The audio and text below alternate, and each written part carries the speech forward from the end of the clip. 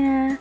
Materi kali ini yang akan dibahas ialah faktor-faktor yang memengaruhi laju reaksi.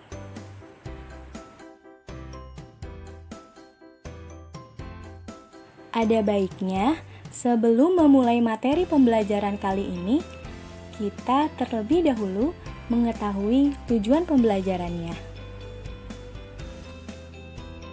Tujuan pembelajarannya yaitu menjelaskan pengertian laju reaksi pada reaksi kimia dan menganalisis faktor-faktor yang memengaruhi laju reaksi menggunakan teori tumbukan.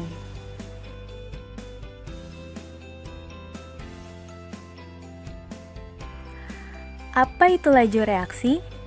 Mari kita perhatikan kedua gambar tersebut. Ada sebuah gambar pengkaratan besi dan pembakaran kembang api. Kira-kira apa ya hubungannya? Pada sebuah besi membutuhkan waktu yang cukup lama untuk menjadi berkarat. Bisa berhari-hari, berbulan-bulan, bahkan bertahun-tahun. Sedangkan pada pembakaran kembang api, ketika sumbu kembang api dinyalakan menggunakan korek api, kembang api tersebut langsung terbakar. Dari sini bisa kita lihat terdapat perbedaan laju reaksi dari kedua gambar tersebut. Jadi, bisa kita simpulkan laju reaksi adalah ukuran yang menyatakan cepat lambatnya suatu reaksi kimia yang berlangsung. Reaksi kimia dapat berlangsung dengan laju yang berbeda-beda. Ada yang berlangsung cepat dan ada yang berlangsung lambat. Cepat lambatnya suatu reaksi dapat dipengaruhi oleh beberapa faktor. Di antaranya ialah luas permukaan. Luas permukaan, semakin luas permukaan bidang sentuh partikel, maka frekuensi tumbukan kemungkinan akan semakin tinggi, sehingga reaksi dapat berlangsung lebih cepat. Contohnya, di sini ada gambar pembakaran kayu berukuran besar dan kayu yang sudah dipotong-potong menjadi kecil. Bisa dilihat ya perbedaannya. Pada pembakaran kayu berukuran besar, api masih menyala. Sedangkan pada pembakaran kayu berukuran kecil, kayu tersebut sudah berubah menjadi arang. Hal ini terjadi karena ukuran kayu yang sudah dipotong-potong lebih mudah bereaksi dengan api, sehingga tumbukannya semakin banyak. Hal ini membuat reaksi berlangsung cepat. Sedangkan pada kayu berukuran besar, api hanya bereaksi dengan bagian luarnya saja, sehingga membutuhkan waktu yang lebih lama. Selanjutnya ada faktor suhu.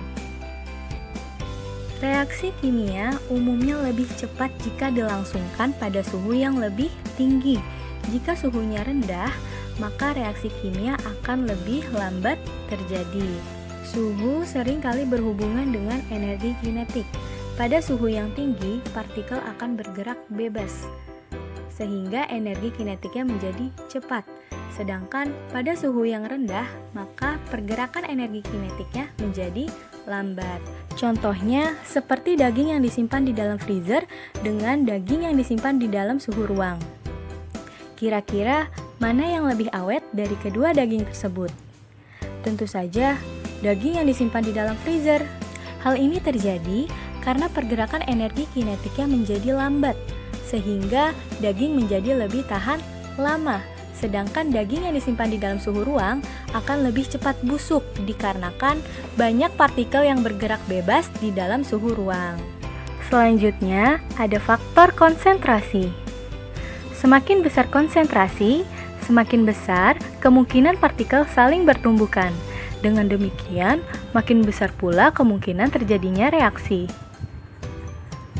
Konsentrasi berhubungan dengan jumlah partikel. Jumlah partikel yang paling banyak bertumbukan, maka ia akan semakin mudah bertumbukan antar partikel.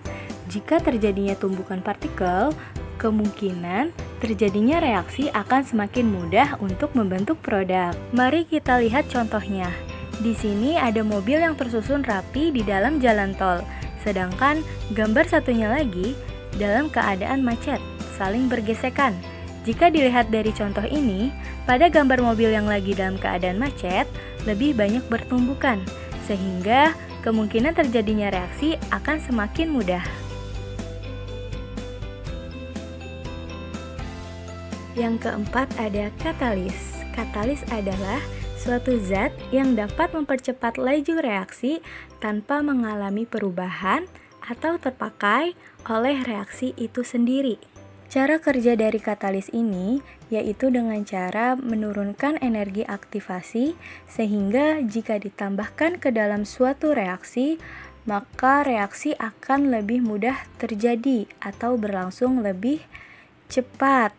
Hal ini disebabkan karena zat-zat yang bereaksi akan lebih mudah melampaui energi aktivasi.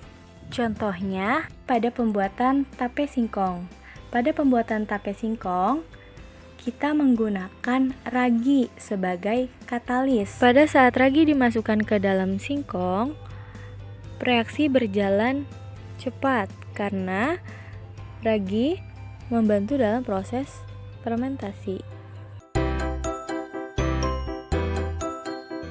Sekian pembelajaran kali ini.